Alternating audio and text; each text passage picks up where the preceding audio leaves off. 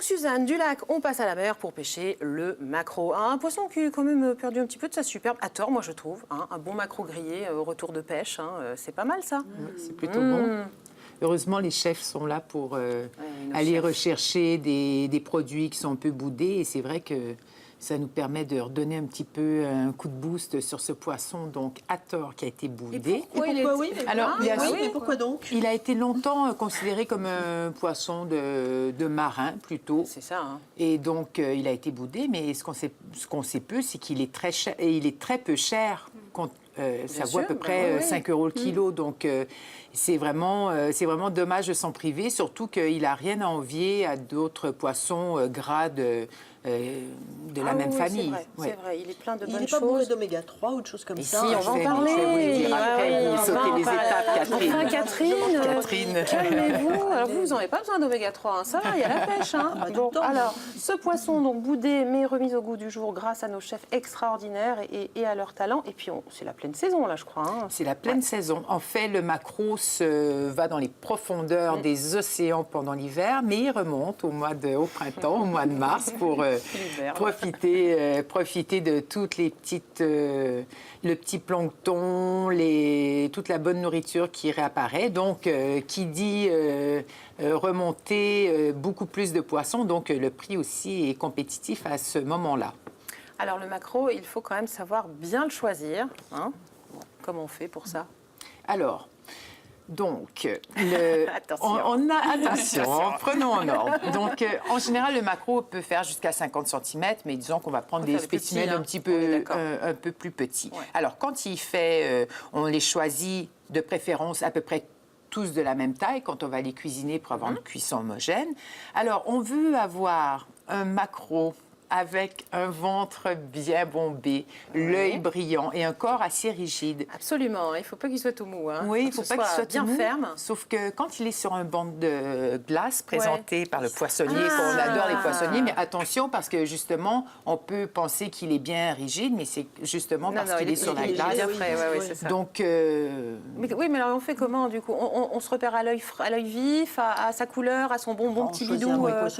Et le bon poissonnier, les lieux de pêche. Lieu de pêche, voilà. C'est bien d'aller la crier justement pour chercher ces maquereaux qui reviennent des bateaux là tout frais. Et parfois, vous voyez peut-être le nom de Lisette aussi sur les tout petits. Alors, c'est des tout petits maquereaux, ils portent ce nom-là, mais ceux-là, on s'en sert plus pour faire les conserves et plutôt les conserves.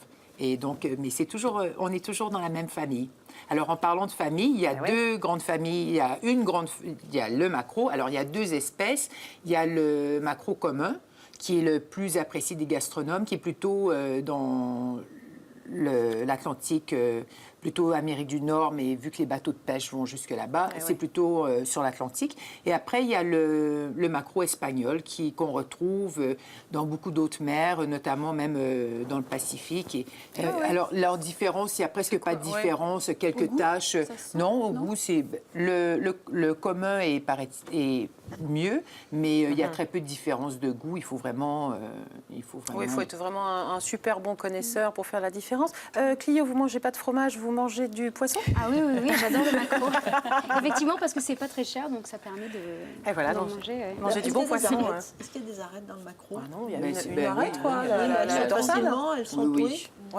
Et justement, vous allez nous proposer quelques petites recettes, Suzanne. Alors, juste avant, pour le préparer, alors si vous le lavez, vous évitez, une fois vidé, de mouiller l'intérieur parce que ça va pas être agréable du tout. La chair, ça va absorber l'eau? Oui, ça va trop absorber l'eau. Après, ça va se défaire. Alors, évidemment, le grand classique, comme vous l'aimez, Fred, c'est quand même grillé. Alors, pour le griller, le mieux, c'est qu'on incise tout le long du dos, justement, jusqu'à l'arête, pour aider à ce que ce soit bien cuit aussi. Oui, c'est ça. Donc, on ouvre par devant et on incise sur le dos pour pouvoir permettre une cuisson bien homogène et bien grillée. Au préalable, on peut le mariner un petit peu, comme ça va permettre à la chair d'être... On met quoi comme marinade? on peut le mariner tout simplement à l'huile, mais après, justement, dans les recettes que je vais vous... Estragon, une idée. Échalote, bien. Estragon, sur la recette qu'on a là. Petites aromates comme ça, c'est pas mal. Hein. Alors, merci nos chefs, parce qu'eux aussi l'ont revisité. Donc, ils ont fait macro laqué, qui peut être plutôt à la... Ça doit être bon, ça, à la japonaise. Laqué, plutôt à la japonaise. Ça. On a plusieurs recettes, mais c'est plutôt sympa. Alors, il se fait aussi en sushi, en macro. Ah oui, donc cru. Voilà. Ouais. Donc c'est un beau poisson. Et comme Catherine disait tout à l'heure, dans la famille des poissons gras, c'est quand même le poisson qui a le plus d'oméga 3. Plus que tous ces... Donc voilà. Un poisson pas cher, plein d'oméga 3, qu'on trouve vraiment beaucoup.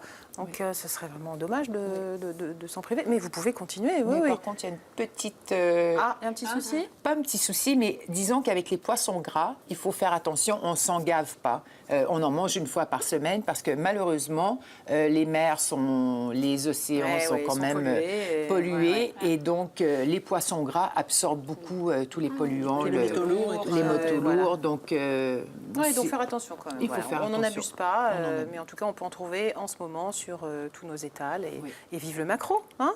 On retrouve bien sûr ces petites idées dans Régal, sur le site de Régal. Toujours. Eh bien, merci beaucoup, ma petite sardine adorée. On continue, on va rester dans l'univers marin avec la chronique déco de Sandrine.